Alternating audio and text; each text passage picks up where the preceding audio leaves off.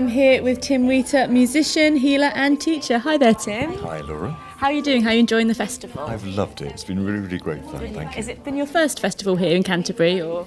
It has, actually, yeah. And I came by instinct thinking it would be good fun. Yes. And a lot of wonderful characters, and it's been so true. Yes, Wonderful. there's lots of wonderful characters. Yeah. Absolutely so. It's been fantastic. I've loved And it. you've been doing some workshops as well, haven't you? I've been teaching people about creativity. I've been leading people in opening their voices, chanting, making beautiful sounds, and everybody's been very responsive, and I think loved it as much as I have. That sounds fun. You teach music and creativity. This is your life, is your job? It is. Yeah. Aside from making lots of CDs, which I've done for many years, and I travel and tour and perform, I do have this other passion, which is, as I said, sharing the whole aspect of sound healing and how beautiful sound is just to make for anybody, in fact. You've got quite a big back catalogue, haven't you? You've done a lot of music over the years, and you've travelled quite a lot with this as well, haven't you? I have a big back catalogue, and my gosh, I have travelled. It's very, very true. Yes, indeed. There's some famous people or some royalty you've played for as well, isn't there? Well, I've had that great pleasure in the past, yeah. I mean, our Queen herself and other kings. And the Dalai Lama and all sorts of very inspiring people as well. Yeah. And what inspired you to keep moving forward with this? Well, I think it's a sort of journey of life in a way, and for me, I think if every day can be a day of learning and of experiencing something new, fresh and full of wonder, then it is a day well spent. Definitely. And I hope every day is like that for me. That is my wish and desire. Absolutely, that's lovely. Totally. I mean, yes, we want this. We definitely want this. But how did it all start? You know, did it start with playing the flute? Was this your first start? Or? Well, yes, in a traditional route it did. I trained classically for many, many years. I had, very, very good teachers. I worked within that industry. I worked within the pop industry. But in fact, what really brought me to this field of more, let's say, healing and esoteric music, and in fact even the fairy stroke angelic realm, was my own journey where I needed healing myself. I needed assistance. And I found that music was a fantastically helpful thing within this process, as well as the people in this sort of world are very beautiful in terms of their kindness and serenity. And I think people, as you witness, they're more at peace with themselves. And that's really, really nice. If we can all be good friends together and love each other, then the world certainly can be a better place. So we can only be positive from this sort of experience here. Yeah, absolutely. I love coming to these festivals. Everyone is so nice, ever so kind, and there's a lovely atmosphere, isn't there? Absolutely so, yeah. There's really no stressiness, and it is just full of calm, gentle, wonderfully good vibrations, as we say. Definitely, yes. And you have an academy, a teaching academy as well. That sounds impressive. I have something called the WheaterSoundAcademy.com. And this is where I teach people, including therapists, the art of sound healing. It's a very gratifying experience. I have a lot of people come to me throughout the year and they learn the art of making music in this very positive way with great intent. And it assists people, people go on to work in the NHS, they work in obviously the hospital service, the prison service, private practice.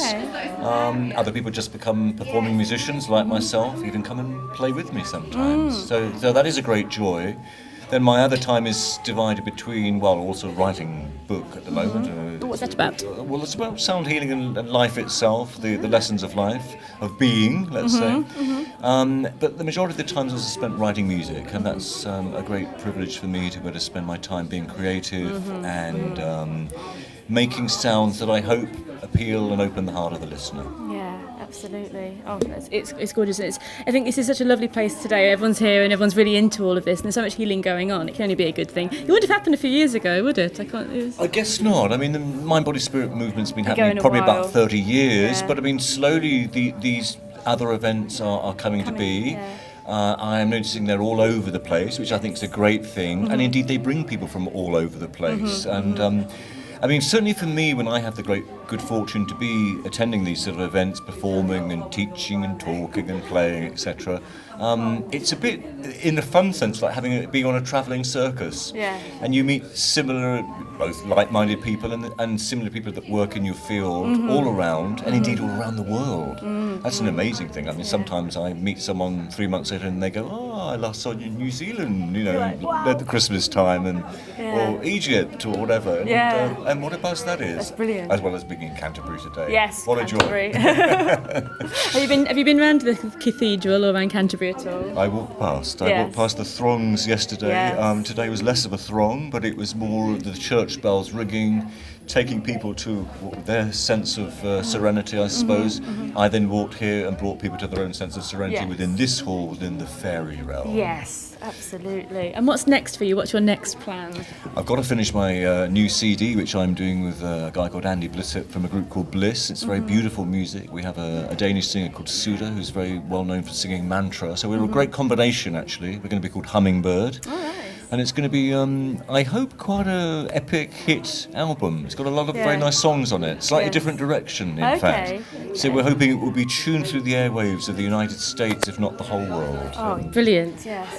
Igniting people's hearts and souls. Oh, wonderful. Have you been playing? You've been playing here, haven't you? Yesterday, were you playing? Yeah, playing a little bit and played today. Yes, indeed. Nice. Yes. It's lovely. I hear a little flute in the background as we speak. Yes, it's not me, but No, it's but haunting you. it's good. They were obviously inspired. I Yes, hope. yes, definitely. I've had a lot of people today talking about the healing power of music. So hopefully, I mean, I know it is quite well known, but it's maybe getting bigger and more mainstream. I hope. I think so too. I think sound and music is a great thing that accompanies us all through life. It is very important to us all, thank goodness, Yes. for me. But yes, it is. I mean, on a serious note, it has the ability to truly open the heart of the listener.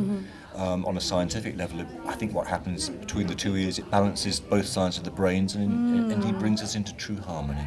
Oh yeah. And that, if that can happen to the individual, that can then happen within society.